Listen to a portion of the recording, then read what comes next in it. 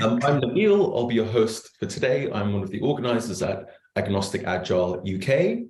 I'll give you a quick blurb on Agnostic Agile if this is your first time, like Ignacio. So AA was created really to balance some of the trends we were seeing in the Agile industry of peddling expensive frameworks, loads of certifications, and having a one-size-fits-all approach, which we believe goes against the original spirit and motivation of the Agile manifesto. Our principles, we have 13 principles for Agnostic Agile, serve as a reminder of what it means to be in service of agility and to put our clients' best interests and context ahead of any framework preferences we might have. And of course, to come together as a community to learn, share, and grow together. So that is a little bit about what Agnostic Agile is about, and you can head over to agnosticagile.org to learn more.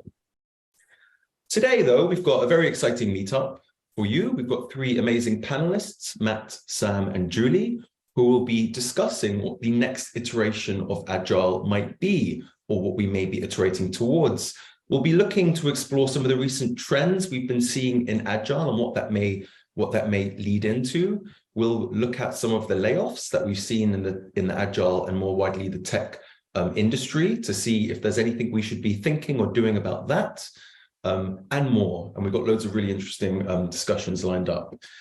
But for now, I'd like to hand over to our lovely panelists, just so they can give a quick introduction to themselves so you can get to know them a bit better. So Julie, would you like to introduce yourself? You're muted, Julie. Off to a great start.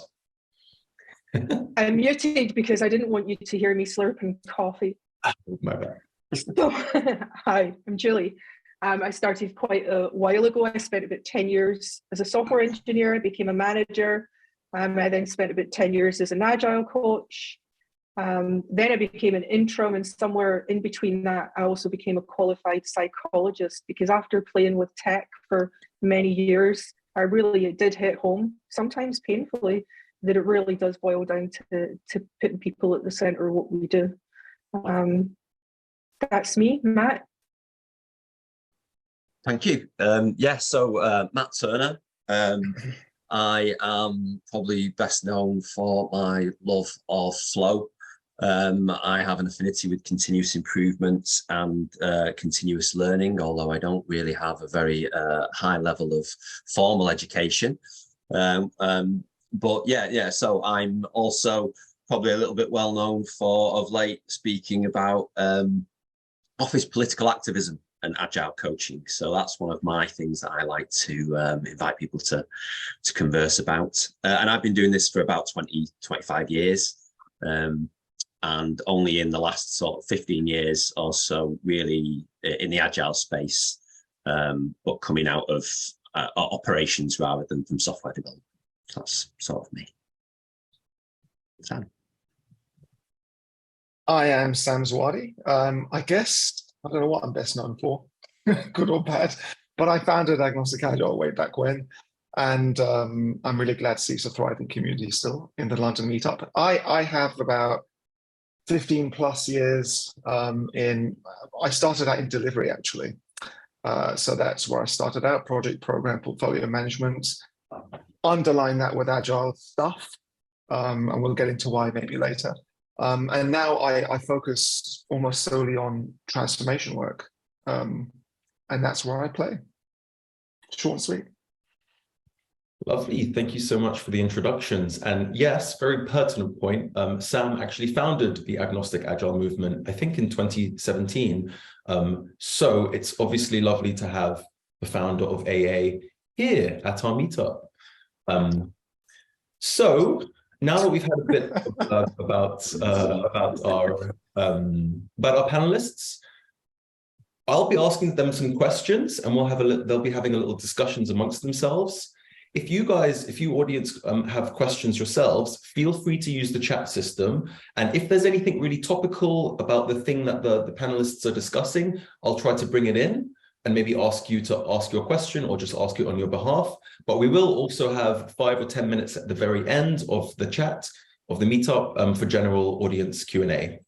So hopefully we'll get to answer some of your questions and not just the questions that I have prepared. And also try to remain muted at all times just to minimize disturbance. Okay, now that all that is out of the way, let's kick off for the first question of the day. We're seeing a wave of layoffs in the tech industry, with some of the notable ones for us Agilists being the 1,100 layoffs at Capital One earlier this year, and more recently, a huge reduction in Agile coaches in organizations like Jaguar Land Rover and some of the big Agile consultancies. One perspective of these layoffs is that it's a rebalance or readjustment of the hiring spree many companies went on since 2020, with the layoffs representing only a small fraction of the headcount growth since that year.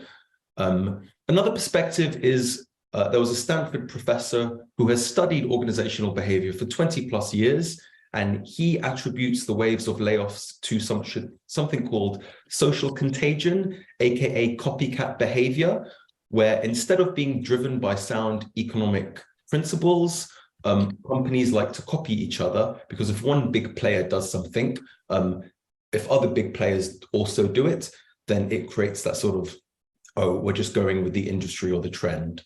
So I'm really curious to think if there's anything that us Agile professionals should be paying attention to this, and if there's anything that you guys would recommend that we do.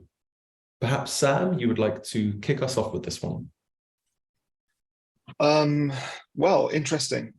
Yeah, so the Capital One situation happened, what, 2 or 3 months ago? And I remember reading about that and looking at all of the social stuff coming out on LinkedIn. And I remember somebody from Capital One saying, well, we've internalized, our Agile practices that we were building over the years, or however long it was. And that's the main reason why we're letting go of all these Agile people. And so my thoughts are, well, if that's true, fantastic. If you're working as an Agile coach or a Scrum Master, do you really want the organization to be dependent on you forevermore? I think one of the main things we want to do as Agilists is empower the organization to internalize this kind of capability. So for me, yes, I think there's 2 things happening. I think there's the macroeconomic climate, which is essentially all doom and gloom recently, if you've ever read the news. I listen to it every morning. So I think there's that. I do think there's a bit of social contagion, Nabil. I do think there's a bit of that as well. However, I also think, or at least maybe I hope, that organizations and businesses are starting to become a little bit more savvy now about the fact that they do actually have to internalize this capability, this agileness, this agility, and it should be part of their strategy to do so. But what that means, though, is, well, we're not going to need this external help so much anymore. And I think from that perspective is actually a good thing, right? And that enables people who were once working in those organizations to move on to other organizations. But the circle is with the macroeconomic climate, because, like you said, I think there is a bit of copycat going on as well. So I think it's good and bad. I think it's good that we internalize capability. But of course, it's unfortunate that we're looking at a general downturn in the industry because of the situation in the world. What are your thoughts, Matt or Julie? Oh, you on mute, Julie? What again? Again, I know I'm not good at this. So I don't see it so much as a downturn. I think there's a cornucopia of opportunities. I started being Agile with XP in the 90s. And one hand, I was dealing with Y2K and other people's code, but I was also building websites that made real differences to businesses. And that was the opportunity side. I found my own opportunity, and it was only through things like XP and bulletin boards I did that. When the noughties came along and Agile really kind of took off, we were dealing with smartphones and social media, and flow started becoming much more important. In the 90s, it was all about UI, user experience. It was such a new thing. Then it was, how can we do more, do it faster, do it better? be more focused on the user. And both of those occasions, while technology was actually streaming ahead, there was mass layoffs. There was a crash in the 90s. There was a crash in 2008. And the good people that I know along the way, the people that really do respond to change, they survive. The things that they did and the things that they focused on were maybe perhaps no longer the exact same. But they came into it with a wow, okay, change is happening really fast now. Where are the opportunities? Where should I go?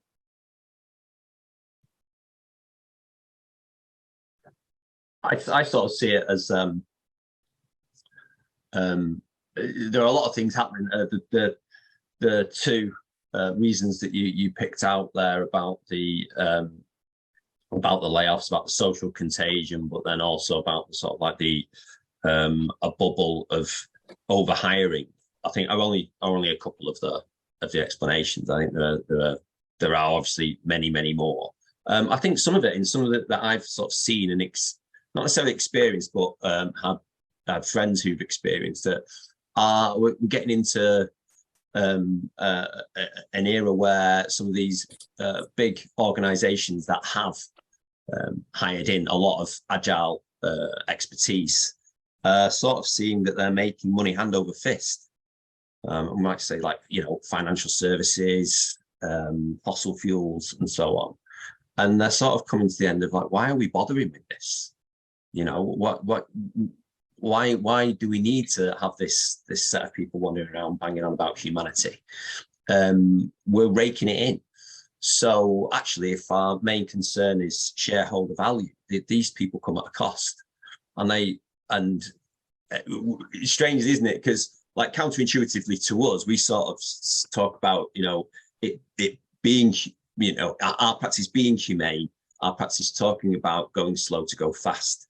And I think a lot of people at the exec level are thinking this is just slowing us down from making more profit here.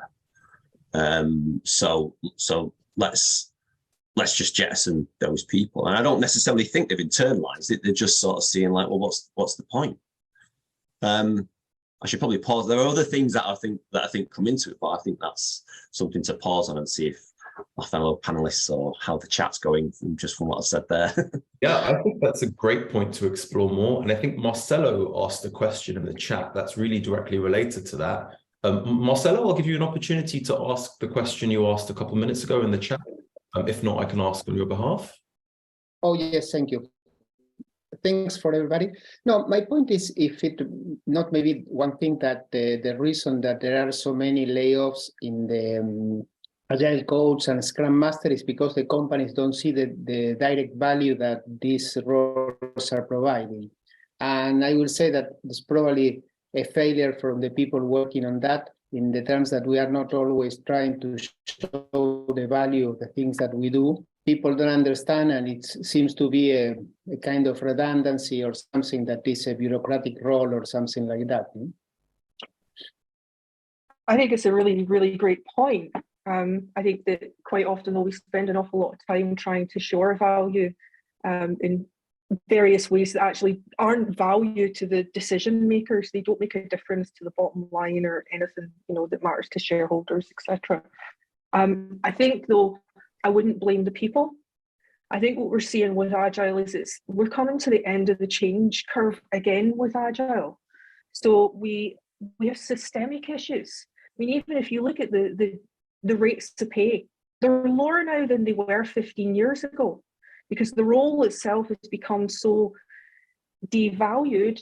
And I think that's driven, in my view, by the mass commoditization of the frameworks involved in the labels. So what we're actually doing now is we're not adding value in many cases, whether we're actually really good and we know what we're doing and we can't get the influence, or we're one of the, maybe the pure souls that are out there saying, I'm an expert, and they aren't. They've learned some stuff at a course. So I wouldn't blame the people. I think it's systemic, and I think we're just at another downward slope, looking for the upward slope of the next change to hop on. We've milked it for all the money and certificates it can have, and now we get back to making a change, because there's a lot of us here. That's what we're all about. Yeah, I think that's a great question. And my view is, just to be really blunt, I think companies have overdosed on Scrum Masters and Agile coaches over the last few years. I think Agile in general, the capital A, has overpromised and underdelivered. I don't think businesses are seeing the benefits they expected to see by hiring all of these people. There's only so much you can do with teams without addressing systemic issues. Deming said 94% of organizational problems are systemic, right? Even if you don't believe that's the exact figure, which it probably is thereabouts probably, but the vast majority, leaving 6% or something, which are essentially down to individual idiosyncrasies and so on. So, and this is the work I'm doing. I've been doing a lot of this work over the past couple of years, really tackling systemic issues in the organization, rather than, working with teams and then just keep hitting ceilings, because you can only go so far within certain levels of the organization. So that's my view on that. We need to go into rehab now.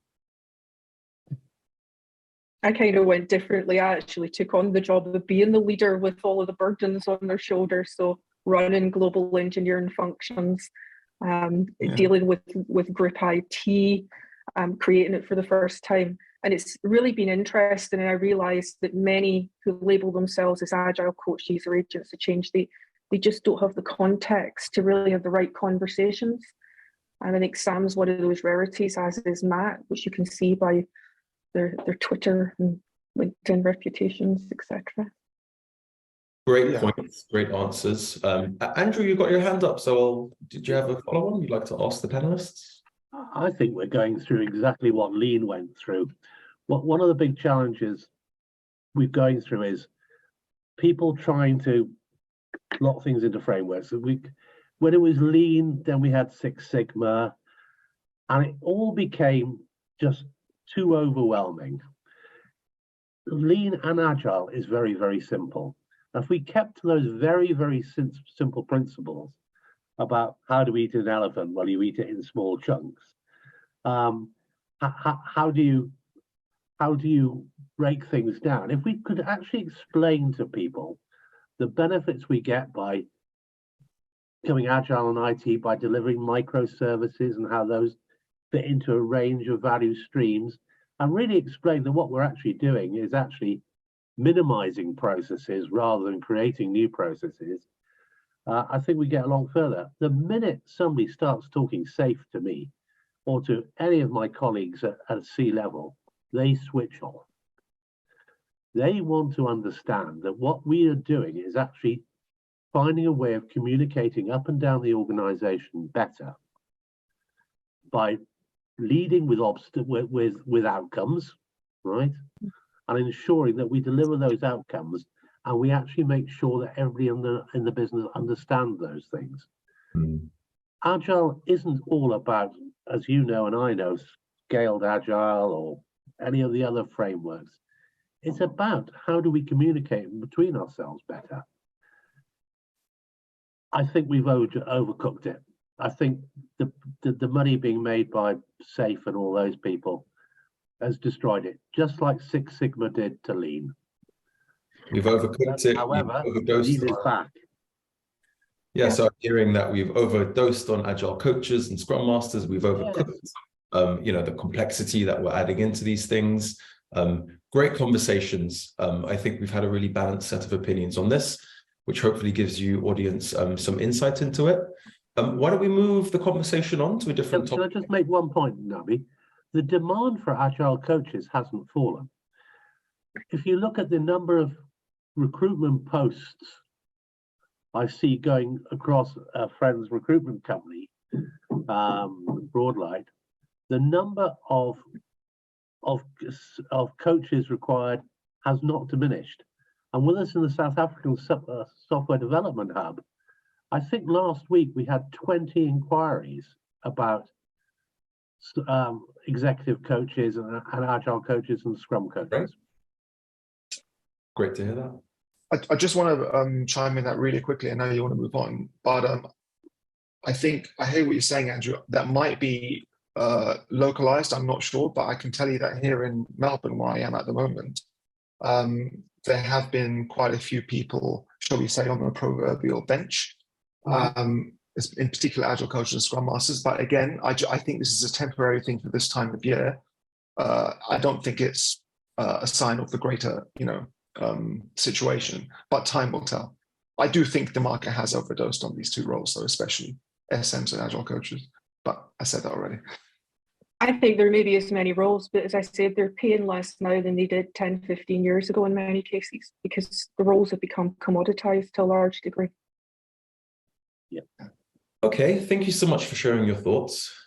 So the next one I have for you is super topical, and let's face it, we can't have a discussion these days without mentioning AI or ChatGPT. So AI is obviously a big topic, so I'll try to be specific with my question. I've seen Agile people suggest that they can use ChatGPT for things like user story or acceptance criteria writing, help in designing workshops or retrospectives. And some of the more imaginative people suggest AI can just replace roles like Scrum Masters. We've also seen AI in the new version of SAFe, which, let's face it, we all saw coming. Do you think AI, as we know it, has any real bearing on Agile or Agile professionals, or is it simply a tool or piece of technology like any other that we'll eventually learn to incorporate into our day-to-day work life? And should Scrum Masters be scared for their jobs? Maybe Matt, you'd like to kick us off with this one. Yeah, thank you. Yeah, it is a tool, isn't it? So it is a tool, but of course it has a bearing on everything and everyone. So sort of late, I've been thinking of it a bit like in the late 19th century, photography. Photography rocked the world of artists globally. Prior to photography, art was about realism, wasn't it? It was about capturing, logging a moment in time and giving people an understanding of what this person looks like or whatever. And then photography came along and it binned it off. You don't need art now. So then what sprang out of that was Impressionism and modernism. Manet, Monet, Renoir, Picasso.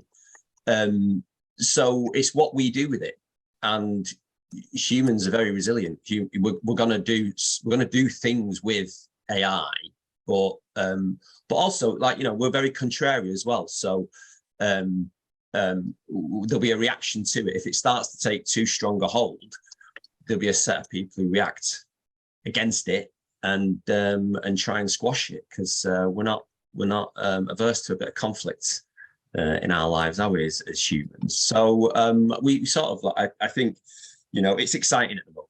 I do use it for my lazy jobs every now and again, and I like to interact with it to see how it's going to say something. And so I haven't used it for I do a lot of LinkedIn posts. I haven't used it for that, but I've done it for things like if I'm writing things that I think people will need to learn, if I'm putting together a wiki for people, I'll use it to come up with some nice, interesting ways of doing that. And I think what's lovely about it as well for me that I've found out is I'll get more out of it if I ask more interesting questions. And so actually that's fine-tuning my skills to ask more interesting questions of AI, which I would find useful asking of a person. So I don't think we've got anything really to be fearful of, but it's a new era of tool set. I think it's a new era of technology. I think like the last big industrial revolution was information technology. The next one is going to be AI, and so it's going to take us somewhere. And there are going to be some people that exploit it, and like you say, SAFe's there in terms of a framework because that just goes around devouring all new practices, doesn't it? So yeah, interesting. I'm keeping my beady eye on it. I know the other panelists have got some probably more insightful things to say about AI than I have, but I'm quite excited about it. I know Julie's got so many things to say about this, so I'm just going to keep mine brief and then let Julie finish it off. I think what you said, Matt, SAFe devours everything like Pac-Man, I think is absolutely right. It's just like, oh, there's a new thing, I'll eat that up. But my view on AI, I think it's a fantastic thing, right? I don't think we should be scared of it or anything. I think it's really funny how the first thing the Agile industry says, or, you know, generally speaking, people on social say, oh, Scrum Master is going to be replaced. It's like, that's the first thing that came to your mind. Scrum Master is going to be replaced, as if they're the lowest common denominator in the Agile world. I don't think that's going to happen. So my view, I've got three kind of perspectives. And I think firstly, there's the kind of investment class, right? These are the people who want to use AI to actually undercut labor, right? Maybe we can replace this tranche of people with AI, right? I think people are absolutely thinking like that. The second point, I actually think us, people who work, you know, generally speaking, normal jobs, more or less, are going to use AI, just like Matt was saying, to our advantage. We're going to use it to help us in the little jobs, to help us maybe think of some things that we're too lazy to think about, just to basically be a second virtual assistant, right? And I've been doing a lot of that. I've been doing a lot of that with images, with testing things like condensing paragraphs and just the basic stuff, writing my emails, really basic stuff. And the final perspective, the third one, I think there's a lot of entrepreneurs out there and a lot of people who want to start new businesses, who are trying to use AI to actually create something new, a new product or a new service. And we can see that everywhere. So that's, for me, the three perspectives. And just lastly, what I do think we might be seeing in terms of the real job market and in Agile, taking it back to Agile, is maybe we'd see job descriptions saying, you must be able to use AI proficiently. You know, do you have some experience in asking the right questions, in knowing how to ask the right questions to get the most out of AI so you can work with your teams better, for example? So I think we might be seeing things like that, but I don't think it's going to replace Scrum Masters anytime soon. Julie, do you think it's going to replace Scrum Masters anytime soon? I've just been taking notes so I don't go off on a tangent.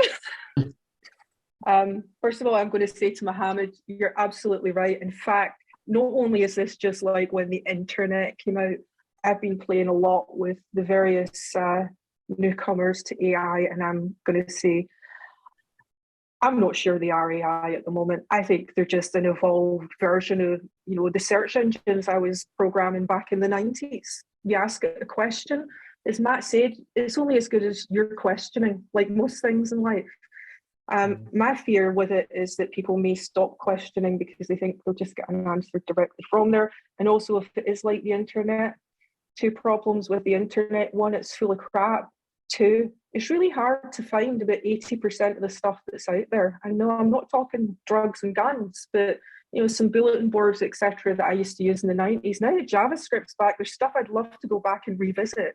You can't find it through modern search engines. I think going back to Sam's point, I think one of the roles that we can have as Agilists, no matter what your actual job title, is when people start talking about replacing, and I've been through this before, I try and replace that word in my head with supercharge. So instead of replacing people or getting rid of people, actually, is there a business case to show them how much more we could do with UI as a tool? You know, so could you have the junior coder going into ChatGPT and being a prompt engineer to get the code and then sitting down and doing a review with a senior engineer, rather than the login and the slowness of bringing someone on board today? You could get it to be an AI programming assistant for bringing on juniors and do more stuff with the same people. Because while there might be a focus on lowering costs, it's always good if you can up the revenue. So there's always an argument there that you can have. I don't know about you guys, I'm kind of tired in my LinkedIn feed. I think a lot of this, and I've done it myself, is we're using it for little jobs.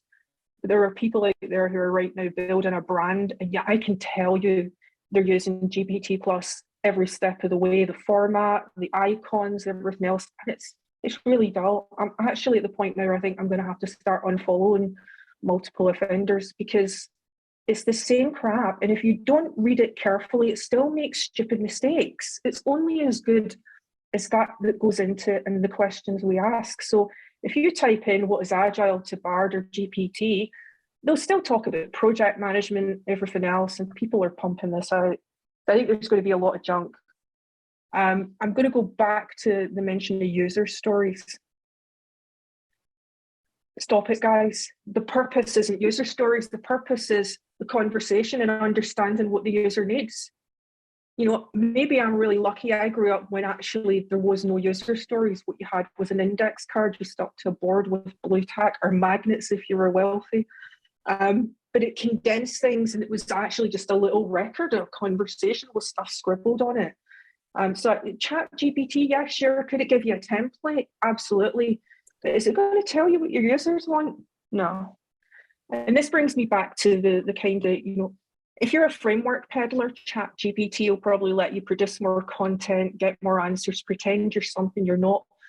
But the game's up. Companies are looking. And if you're not making a difference to them, you don't last very long these days.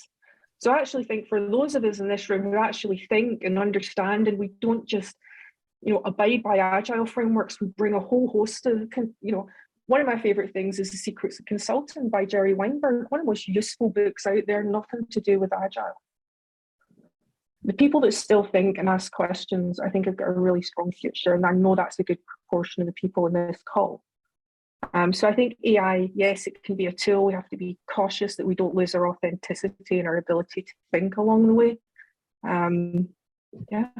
I think that's a great point, Julian. I loved what you said about, you know, you can see people using it to build brands and whatnot, and how that's actually inauthentic, really. So as a quick follow-up, because I've also been seeing what I believe to be a rise of ChatGPT content on LinkedIn, and I can just sort of, I just kind of can spot it now. And that will only, suppose, get worse as people learn how to use it better, and as ChatGPT actually improves to sound more like a real human. Now, I think as in the Agile industry, we also tend to give a certain degree of credibility and fame to content creators on LinkedIn, for better or worse. So how do you feel about that? Do you think it will have any material impact? I don't think so. I think, you know, good luck to them. Good luck to those people. They'll be like Julie was saying just there. She can spot it a mile away when those things are being used. You could spot it. You could all spot it if I started using it, because there'd be no spelling mistakes on my posts. You know, it's the law starts to sound the same, apart from the ones that don't start to sound the same, and then the ones that don't sound the same will be human driven, and they'll attract us. So, you know, I just think good luck to people who are using it at the moment, playing around with it, putting stuff out there, content out there that's generated or helped to be generated by AI. But, you know, I'm not going to say it's a fad, but they'll just have to get very creative with it if they're going to keep the attention of humans, because we like to see things being used different. Again, like photography and art, once art went into its weird place and wasn't just about realism, then photographers started, you know, using cameras to get weird and wonderful, surreal outputs and outcomes from that. So look at that, Tom there's holding up something. Art photography, yeah, there you go. So I think that it will go through that cycle again. People will use AI and ChatGPT for all the lazy things, and they'll grab our attention and we'll start to consume it. And then the humans will probably start to use it for some really fun, silly things that will amuse us. And it will go from there, because it is just another tool. So I think, yeah, fair play to them. The people who are doing it badly will stop doing it, and the people who are doing it in a really creative way will continue, I think. And long may that continue. No, that's a great point, Matt. And I love your analogy of photography and art. I think that's something to look out for. Farouk, would you like to ask a quick question? Because I see you've got your hands up, and then we'll go on to another topic. I'm just conscious of time, and there's a couple more questions to get through. But Farouk, any very topical question you'd like to ask our panelists? Well, it's not so much a question, it's more just a follow-on from the topic at hand on AI. I think it all really depends on how companies start to use AI, because it's certainly going to affect the way software development is done. Currently, we talk a lot about complexity and Scrum, or Agile is here to handle and manage complexity by working in shorter cycles. But if you think about how our developers will start to use it, that complexity then starts to be diminished. And I mean, a lot of developers are worried about their jobs now because they see a lot of the grunt work, at least, being done by AI and done faster and better. So if software development in itself is becoming more commoditized, and you still need, I accept that you'll still need a layer of expertise to manage and be able to input the right questions into the AI to deliver the software that you want. But there will be a layer of expertise that won't be required. So what I suppose what I'm getting at here is that complexity will be softened, number one. Number two, flow will increase because you won't have as many people needed in your team. So I come back to my first point, how will companies use it? If they still want 8 developers just to maximize, just sort of 10 times deliver what they would have done, then yeah, you might need a Scrum Master because you're still managing a really substantial team. If, however, they say we don't need 10 developers now, we need 3. And we don't need a Scrum Master because they'll self-organize. So I think then you may find that the role of the Scrum Master is changed. It may not be what we currently see it. It may be, it'll need to adapt to a new situation. That's it. I'll stop talking now. No, thank you for sharing your insights, Farouk. That was very interesting. I don't think there was a direct question there, so let's just take it as part of the insights that we're sharing today. I think we've got some lovely opinions on AI, how we might use it, how we can respond to it, whether or not Scrum Masters have a future. Hopefully that's been answered. Now, the next one, hopefully a bit of a controversial one to stir up some emotions and some opinions. So my question is Agile a political movement?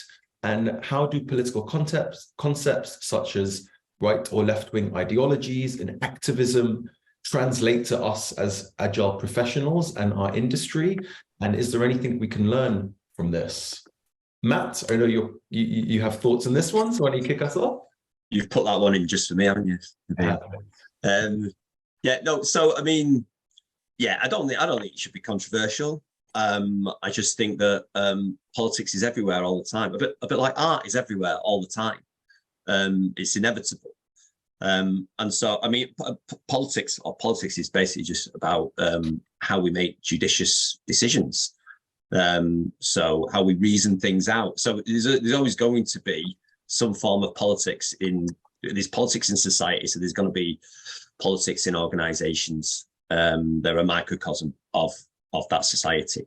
And I do think, so like, it's quite good. I think it's quite good to have that as a conversation starter. Thank you very much.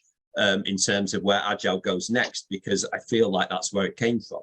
Like it was a reaction. In its essence, when those practitioners came together in the early 2000s, and they'd been practicing what then started to be known as Agile practices, Agile manifesto type practices for years and years before that anyway.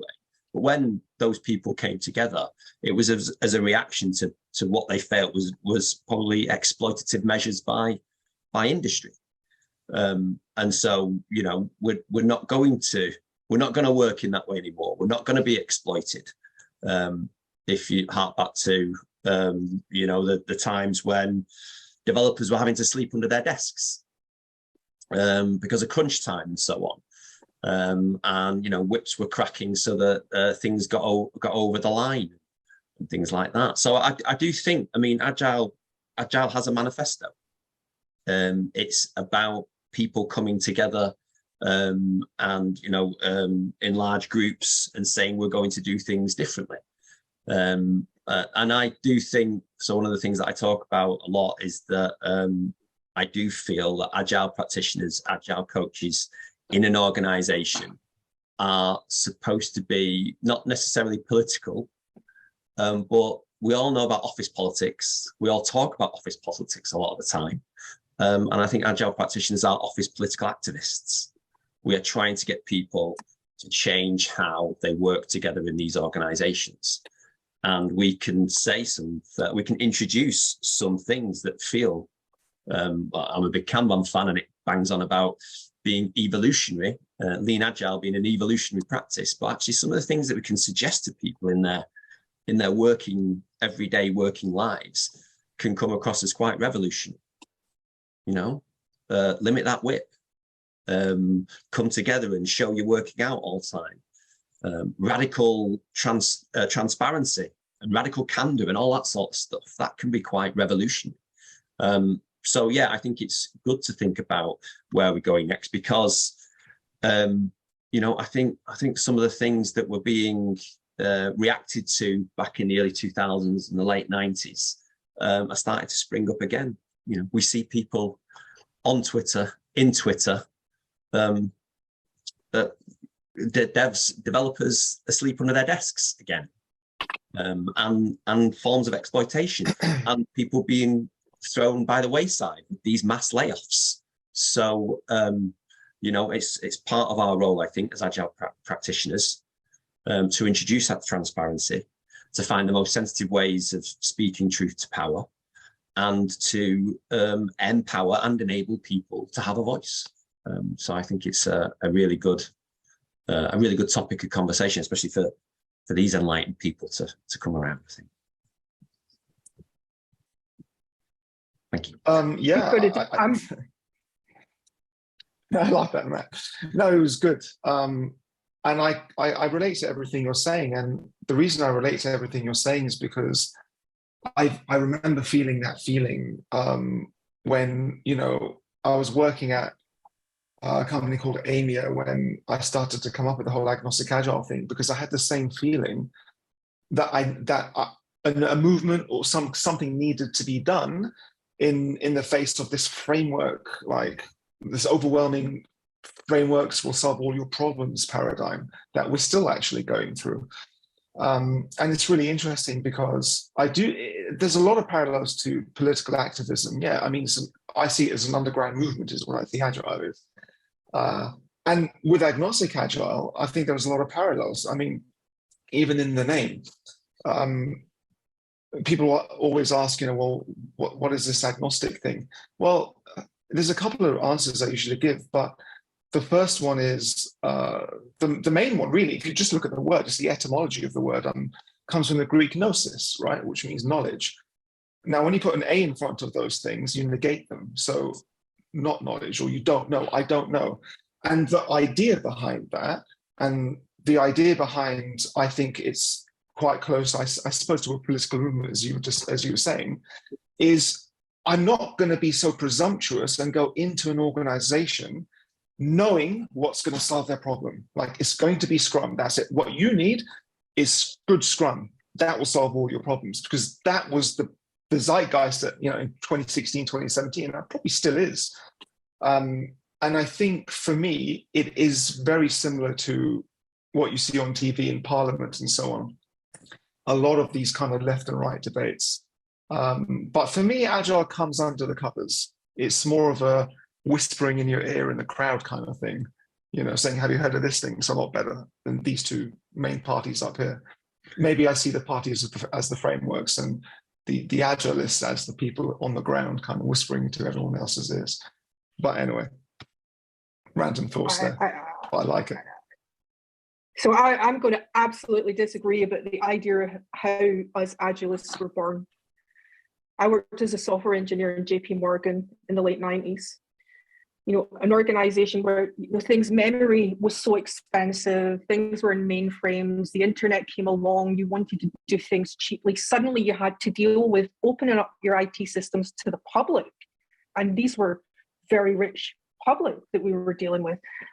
Using things like XP made sense to me as a young engineer, because suddenly I could actually write tests beforehand and then everything else was gravy.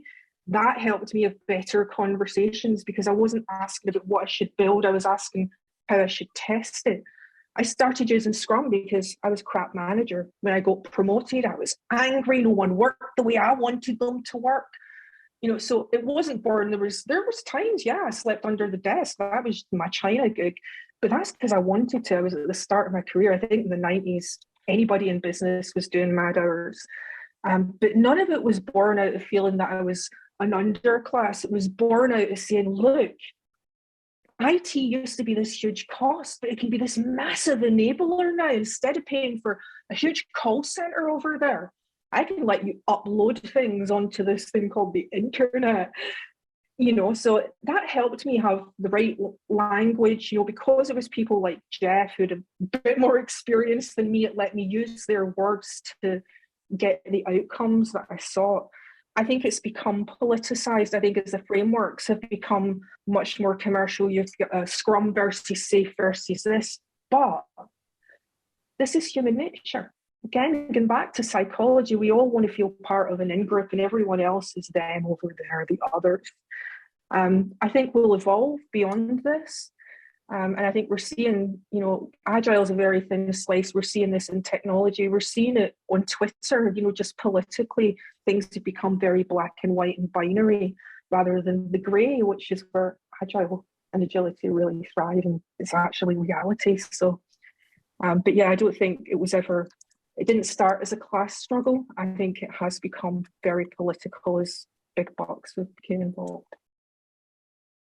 Fantastic insights. That's there's a lot there to unpick and a lot there to explore to see how it relates to our industry and our profession. Amazing. I'm going to go on to the final theme of today, and we've only got 9 minutes left before we run into extra time. This is a topic and a theme I really want to explore because it's very relevant to our group. So one of the more pleasant trends that I've observed recently is the rise of agile approaches or solutions that are agnostic to frameworks, which obviously makes me very happy given agnostic agile. Approaches like Ivar Jakobsen's Essence, which helps teams and organizations select practices to suit their context, regardless of which framework they belong to, or Jürgen Appello's Unfixed model, which is a collection of patterns and practices to help you with organizational design and processes, to Dave Snowden's Hexi, where different methods and tools can be assembled into context-sensitive processes and designs. Is this the next iteration of Agile? Are we seeing a shift away from out-of-the-box frameworks to composing context-dependent ways of workings driven by agnostic approaches at the foundation, if you will? Sam, I think this is a good one for you to kick off, given the relevancy to the group and to what you believe in. Well, firstly, I don't think these things are solutions. Like, I wouldn't go into an organization saying, we should be using Unfix or Essence and find out what we do from there. Why? Because I have no idea what their problem is yet. This is the problem with the Agile industry. You're going in there with the mindset thinking some kind of Agile will solve your problem. That's not necessarily the case. Another thing I want to say about these things, it is great. I'm really glad, by the way, that they do exist. Like we've been saying for ages here at AA, it's about having options and understanding what options will best solve the problems in your particular context in the organization you're in. That's so much better than coming in with a canned way of working or a canned framework, right? And just kind of applying it, which is what a lot of people are doing and still do. And of course, when I say people, I mean predominantly speaking consultancies, the big ones. We all know that. They come in with their tribe models and so on, and their post-Spotify models, and they say, bang, here we go. I've experienced that many times. I'm sure you have too. The other thing I want to say is that for me personally, my experience is, it's of course, I respect the origins of Agile, and it was born in IT and software development, of course. I think it's moved way beyond that now. I haven't worked with software or IT teams or departments for 2 or 3 years. A lot of my work is with organizational agility or business agility, if you want to term it like that. And it's really as systemic as I can get it, right? So I think that when you're working systemically with leaders like GMs, directors, and so on, you begin to see things that that have nothing to do with ways of working and frameworks. But what you can do is you can help unlock possibilities and options by helping to solve these systemic organizational problems. And a lot of us know what they are. You know, even intuitively, we don't necessarily even have to go data hunting. Like intuitively, we know there's all these dependencies on this, dependencies on that, or there's a huge attrition rate, or X, Y, Z, right? And so by addressing the problems on that level, you're going to unlock a lot of enablement and capability down the line within the organization. And I'll finish off now, because my brain is slowing down because it's really late here, by saying that, and this is food for thought, and it relates to something that somebody said on the chat about Scrum Masters as well. I think it was Michael. So the work I've been doing with the couple of clients I've been working with in the last 2 to 3 years has largely been about, you know, helping to solve these organizational problems that they have. And what I've realized is that when it comes to the point in the transformation where we say, okay, we need to bring on some capability to help us, going to Michael's point in the chat, I've never really, I'm just going to say it, Scrum Masters have never really been on our radar working with teams. What organizations are starting to look for now, I think, from my experience, are people who can work with teams, but who are not wedded to a single framework. And I think that's a great thing. So I helped this one particular organization recently hire for, we called it a team agility specialist, because we didn't even want the coach bit emphasized either. We want someone who can be hands-on, who understands agility, and who can work with a variety of things, right? Not just one or the other. And that's really hard to find, you'd be surprised to hear, or maybe not. So I think we're going that way. I don't think Agile is to do with IT anymore. And I'm going to stop now because I've got more things to say, but the time is ticking. So I'm just going to throw it on to now, Julie. I'm going to jump in, Sam, and say this to you. Everything's to do with IT now. You might think you don't work in IT. Everybody who works for any company on the face of the earth works for an IT company these days. See, I remember when you had one machine that sat in the corner that the actuaries were allowed to code on. But everywhere now relies on IT. That's the thing. So I would say you're of course right, Julie. Everyone does rely on IT. It's the core. But what I mean to say is that it's not just about IT. IT has to play with other parts of the organization, and other parts of the organization have to play with IT. Traditionally, Agile happened in IT, and that's, I think, is what's changing. And because it's no longer just. So I was just saying, so because IT is so ubiquitous, it no longer becomes about IT. It flips back towards being about what humans do with IT and what humans do. We conquered the world. Yeah. IT and Agile, tech and Agile everywhere. Software ate the world, didn't it? Yeah. The other thing I think we're seeing, and if there's anybody here still doing this is where you're going to need to adapt, is people not only go in and say, I'm going to sell you this framework, they go in and they say, I assume I know what your problems are. And as a result, what we've seen is a whole load of Agilists, and what they sell is do more, do it faster, do it better. Growth, flow. You know what, folks? 2023 isn't about doing more stuff. It's not about that. So for me right now, my mantra this year is simplicity, maximizing work not done. And I'd consider that to be something as an Agilist we should be looking at. What I'd just like to say, and add on, just because I know the time's ticking, and Rajiv's got his hand up there, is those frameworks we're talking about, Ivor and Jürgen and Dave and so on. What I feel like that is, it's again, like Julie was saying, it's an in and out, it's an ebb and flow. It's all these scale frameworks that people just look to have sanitized what this actually was about. Let's desanitize it again. Let's get back to the fact that this is messy and dirty, and it needs to be agnostic, and it needs to be about the problem. Let's fall in love with the problem. And so I think where those people are starting to index back to is there isn't one size fits all, there isn't one solution. Getting in amongst it and work out what has to be done. And you could take the word agile out of that, couldn't you? You could just talk about, like, you know, how do these systems work? How, and as Julie said, how would we want them to work for us? So let's reposition what value is. Value is not about growth. Value is not about shareholder value. It's actually about, can we do less and enjoy ourselves more? You know, can we look after one another? And those sorts of things. Those are probably the wicked problems we should be pointing this really great ways of solving problems that we have at our fingertips. We should be pointing them at those things. And I think that's what Ivor and Jürgen and Dave are trying to help us see. Brilliant. Lovely to see the passionate discussion. I think that was really insightful. Any final closing words on this theme before we go to maybe just one question? And Rajiv has had the patience of having his hand up. He may be the question, but any final before we move on? It's not a question. It's very quickly. Matt, Julie, Sam, right, having this discussion around Agile, whether it's, you know, product delivery, whether it's business agility, whether it's lean, you know.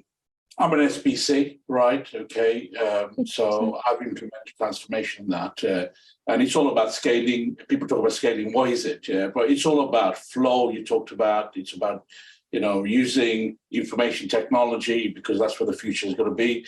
But to deliver a product is not just technical; it's also the business needs to actually do that. So I've been doing with some companies in Belgium, telecoms industry, sales domain. Right, it's not to do with IT. We're using IT as their base, as their foundation to actually enable them to do that better. Why? It supports the environment as well, because we've got a big, massive objective to achieve.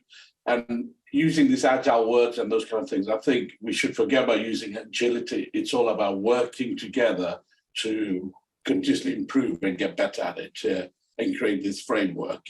And there are lots of different frameworks. There's Scrum at scale, and everyone talks about all these different things, de facto standards. You know, it's just about improving, and getting better at what we're doing. Absolutely. And using the different approaches. So that's what I've got to say, and that's it. Yeah. No, thank you for your contributions. Great points. Definitely agree with you there. So, Matt, Sam, and Julie, any closing thoughts for us? Don't be scared, folks. Get right in there. Ride the wave. This is the exciting time. Yeah, definitely. Be active. Agile's not dead. So don't believe anyone who says Agile is dead. It just reinvents itself based on what we want it to be and where we want it to be. So go out there and make your mark on it, I think, and turn it into what you want it to be. Lovely. I echo that as well. Agility will never die. Agility is a feature any business can and should have.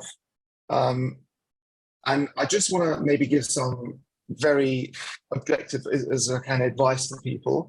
I think it's really good to diversify your skill set and diversify what you do, and, you know, to break out of any single framework or ways of working you might be in. It's really good to get that broad knowledge. I think breadth is your friend. Breadth is your friend. That's what I say. Yeah. Amazing. Well, audience, please join me in the awkward virtual round of applause for our lovely speakers. It's more and more awkward every time I do it.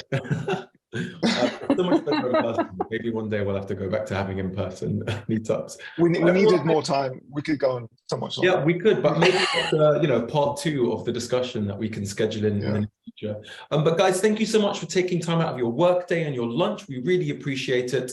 We've got a lot more in store for you at Agnostic Agile, which I'll be announcing very shortly, including some people that will join the AA team. So we'll be hearing from more people soon. But Matt, Julie, Sam, thank you so much. It was really insightful. I've learned a lot. I've no doubt that the audience learned a lot, and I can see that from the hundreds of messages saying thank you in the chat.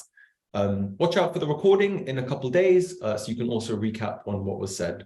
And thank you so much for joining us. Have a great afternoon, morning, or evening, and hope to see you guys soon. Thank you. Bye, everyone. Bye. Bye-bye. Ciao.